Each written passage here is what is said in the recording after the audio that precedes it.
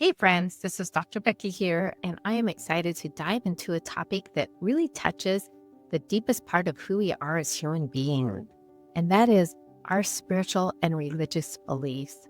I will tell you that between the clients I've had that have struggled with these issues and several letters that I've had lately related to faith and beliefs and healing, I've decided to devote a section of my YouTube series just to these topics. And I am so excited to be able to do this because I want you to know, as my friend, your journey is uniquely yours. Your core beliefs and your spiritual beliefs are what will help you on your journey or hinder you, as the case may be. There's no single right way to approach faith and mental health, but what matters is that you know that you're not alone, and it's okay to ask for help as you wrestle with life's deepest questions. Let's listen to a reader. Dear Dr. Becky, I've been struggling with something that feels too personal to talk about with most people. My faith has always been a big part of my life, but lately it feels complicated. Some of the beliefs I grew up with don't always match what I've experienced as an adult. Instead of bringing comfort, my faith sometimes brings confusion and guilt. I've thought about going to counseling, but I honestly don't know if it's safe to bring up spiritual or religious struggles in therapy. I worry a counselor might dismiss my beliefs, or worse, try to change them. At the same time, I feel stuck. My faith used to feel like an anchor, but now it sometimes feels like I'm drifting without direction. Is it possible to work through questions of faith and still hold on to the parts that matter most to me? And how do I know if counseling can really support me in this without judgment? Thank you so much for writing in. I just want you to know that you are not the only one. I worked with many people, dozens of people who have said that they really weren't sure if they should talk about their faith while they're in counseling. And they were worried maybe because that they might be judged or dismissed or even challenged. I've seen it time and time again, and I know that there is a great deal of hesitation to do that. So I want to be very clear. Counseling is definitely not about changing beliefs. It's about creating a safe space where you can explore them, even if you're questioning them or reshaping them. Counseling is truly about walking with you through your inner world, so you can find peace and understanding in ways that will honor you at your core. I know this, that our spiritual and religious beliefs are definitely integrated with each other, and they are powerful because they shape how we see the world, how we make our decisions, and frankly, how we often find meaning in the hardest moments that we experience in life. They can be our anchor in storms and our compass when we're lost. At the same time, they can create a struggle within us. Let's talk about why. I want you to know that many times our beliefs are formed in our childhood and they become very tied to our identity. And when we're young, we see things in a very concrete black and white. But as we grow and we experience new things and we think in abstract ways, we sometimes run into a conflict tension that we call cognitive dissonance. And of course, that is basically experiencing contrary or contradictory beliefs, as the case may be. And this can cause a lot of deep confusion, anxiety, and even sadness. Let me give you an example. I had a client who grew up in a deeply religious home, and she was taught what to think, how to believe, what to do. And she felt wonderful as a youth, but as she became older, the different things that she experienced in life and the way she understood what she had been taught, scriptures, prayer, God, created a lot of cognitive dissonance. She was really at conflict with herself and had a lot of inner turmoil. And unfortunately, this made her feel guilty. She experienced a lot of fear and a lot of confusion. So through therapy, we've reframed her doubt as an opportunity for growth rather than a sign of failing faith. Because here's the real truth. Doubt is not the enemy of faith. It's actually oftentimes the birthplace of deeper understanding. And I think this is so important. I'm going to repeat it. Doubt is not the enemy of faith. It's often the birthplace of deeper understanding.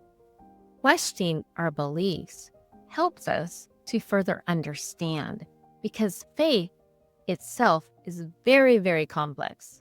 It's often defined as belief without proof, right? I think most of us would agree that that is the definition of faith. However, what I've learned is expression of faith varies greatly across cultures, families, and frankly, individual experiences. So for some people, it just means certainty. But for others, it can be fluid and it can shift and grow over time. And neither of these approaches is wrong. But for somebody who feels like their faith is slipping because they're questioning or doubting, then they feel like they are slipping. And that is not a good feeling. So I really think that a key to understanding how faith functions in our life is learning to use it as a source of comfort and strength while acknowledging the challenge of questioning and doubting. So let me give you an example. I had a client, and we'll call him Andrew. Andrew came to therapy just struggling with spiritual exhaustion. He was really devoted to his faith, but he also felt very pressured to be perfect and unwavering. And when he struggled with doubt or just overwhelmed by what he saw as faith's expectation, he just felt like he was failing not just himself, but God. So through therapy, he learned that faith isn't about never struggling. It's about finding meaning in the struggle. As psychologists, we recognize the growth that can occur through the struggle.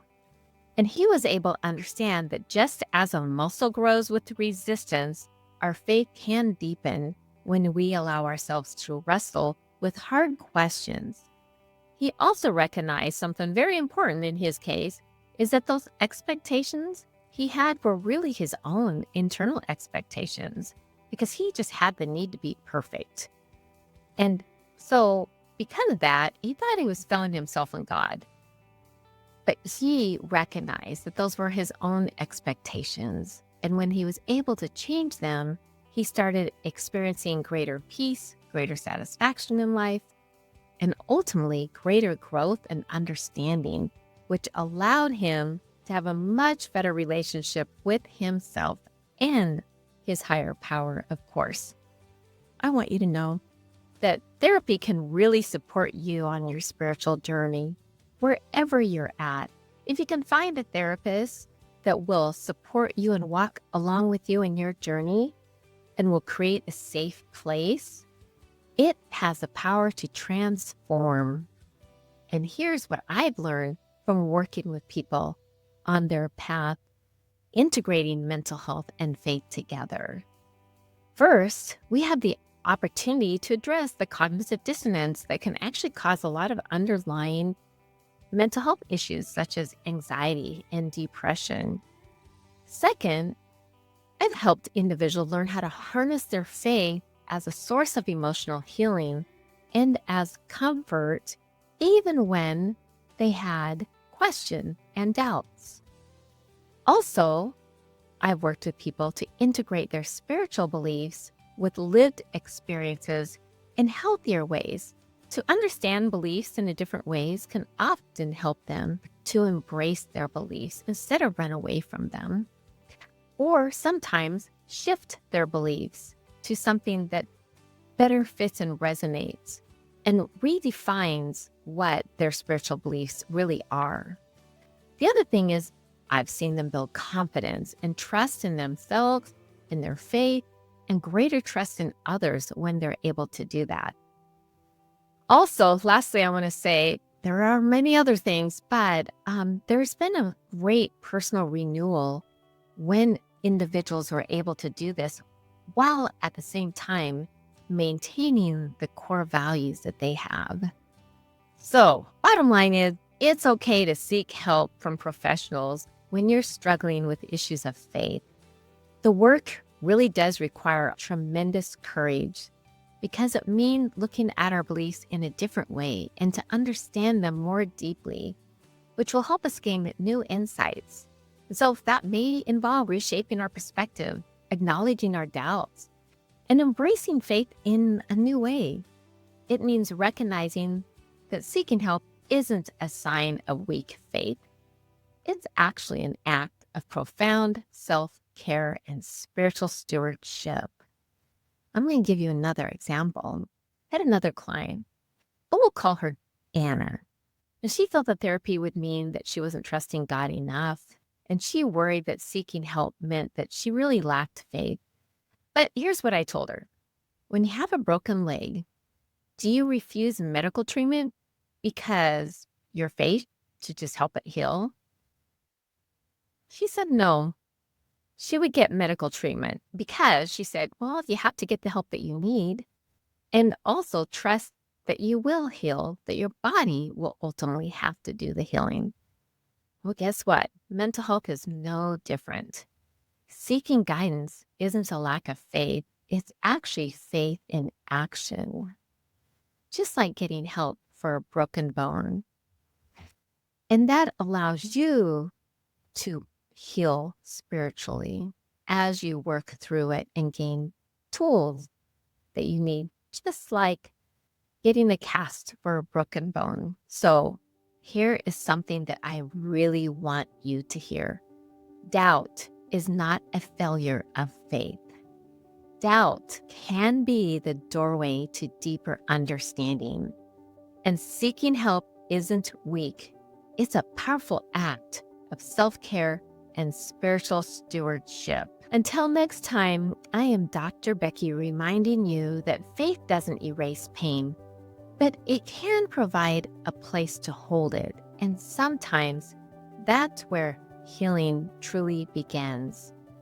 If this helps you and somebody else, please pass it along. I'm so excited to start doing this new series because I truly know that just as your mind matters, your spirituality is part of that, and it matters just like you. I will see you next time in the new episode on spirituality and psychology. Thank you so much for joining me today. Bye-bye.